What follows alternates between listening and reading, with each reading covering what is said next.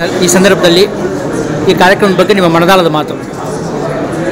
ಈ ಕಾರ್ಯಕ್ರಮ ಚೆನ್ನಾಗಿ ನಡೀತಾ ಇದೆ. ನಿನ್ನೆಯಿಂದ ಗಣ್ಯ ವ್ಯಕ್ತಿಗಳ ಬಂದಿದ್ದಾರೆ. ನಿನ್ನ CM, deputy CM, tourism minister state, ನಮ್ಮ ಇಂಡಸ್ಟ್ರಿ ಮಿನಿಸ್ಟರ್ ಪ್ರದೀಪ್ ಪಟೇಲ್ ಬಂದಿದ್ದಾರೆ. ಜೊತೆಯಲ್ಲಿ ಇವರು ಬಂದಿದ್ದಾರೆ, ಯಾರು ಗಜೇಂದ್ರ ಸಿಂಗ್ ಶೆಖಾವತ್ ಬಂದಿದ್ದಾರೆ.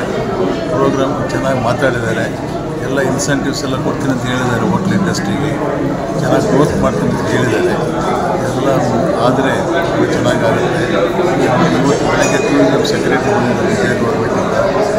ಆಮೇಲೆ ಆಂಧ್ರ ಪ್ರದೇಶದಿಂದ ಕಮಿಷನರ್ ಟೂರಿಸಂ ಬಂದಿದ್ದಾರೆ.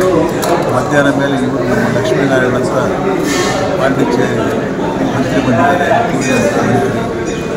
ನಾಳೆನೂ ಇದೆ. ನಾಳೆಯಿಂದ Andhra Pradesh minister ಬರ್ತಾಯಿದ್ದಾರೆ, tourism minister. ಇದರಿಂದ ಎಲ್ಲ ಡೆಲಿಗೇಟ್ಸು, ಸ್ಪೀಕರ್ಸು ಚೆನ್ನಾಗಿ ಒಳ್ಳೆ ಸ್ಪೀಕರ್ಸ್ ಎಲ್ಲ ಬಂದಿದ್ದಾರೆ. ಇದರಲ್ಲಿ ಅವ್ರು ಏನು ಸ್ವಲ್ಪ ಅಡ್ವೈಸ್ ಕೊಡ್ತಾಯಿದ್ದಾರೆ ಅದೆಲ್ಲ ಹೋಟ್ಲ ಸರಿಯಾಗಿ ಮಾಡಿದರೆ ಮುಂದಕ್ಕೆ ಗೊತ್ತಾಗುತ್ತೆ. ಸರ್, ಯಾವ್ಯಾವ ವಿಷಯಗಳ ಬಗ್ಗೆ ಚರ್ಚೆ ಆಯ್ತು ಸರ್? ಎಲ್ಲ ವಿಚಾರಗಳಿದೆ. ವೆಲ್ನೆಸ್ ಟೂರಿಸಂ ಇದೆ, ಮಾರ್ಕೆಟಿಂಗ್ ಇದೆ, ಬ್ರ್ಯಾಂಡಿಂಗ್ ಇದೆ, ಇದೆಲ್ಲ ನಡೀತಾ ಇದೆ. ನಾಳೆನೂ ಇದೆ. ನಾಳೆ ಇದೆಲ್ಲ ಇದೆ, ಸಸ್ಟೈನಬಿಲಿಟಿ ಇದೆ. ನಾಳೆ ಸಾಯಂಕಾಲವರೆಗೆ ಇದೆ.